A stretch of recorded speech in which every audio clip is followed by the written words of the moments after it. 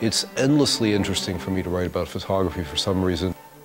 I'm really interested in photographers who only have partial control.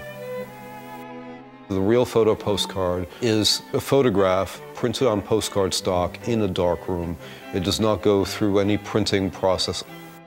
The real photo postcard had nothing to do with tourism. They were made for locals. They were used by people who were isolated in these towns. The nearest neighbors were hours away. They wanted to show them how they lived.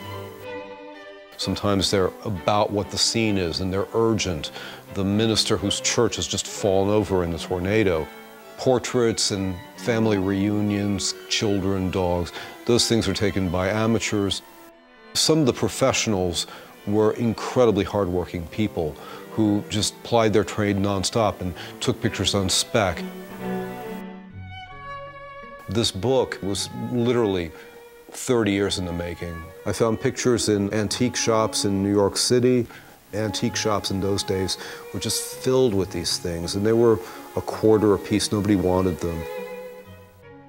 That picture shows the aftermath of a streetcar ride in Muskegon, Michigan, 1919.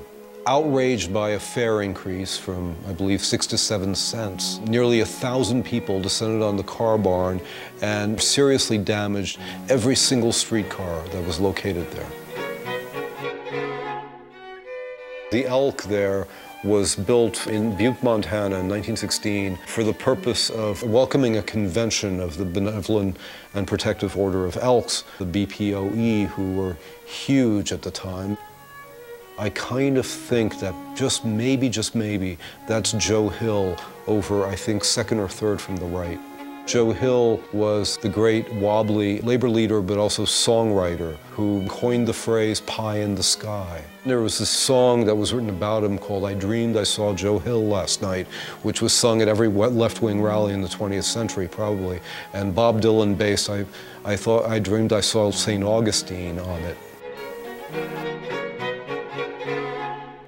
These rural photographers with no education were able to look at things in a much franker and more open way. They're making up the rules, the aesthetics, the decisions as they go along.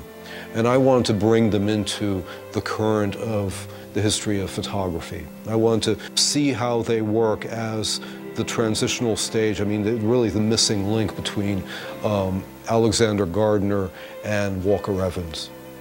I wanted to use them as a jumping off point to talk about aspects of photography that had been on my mind for a long time.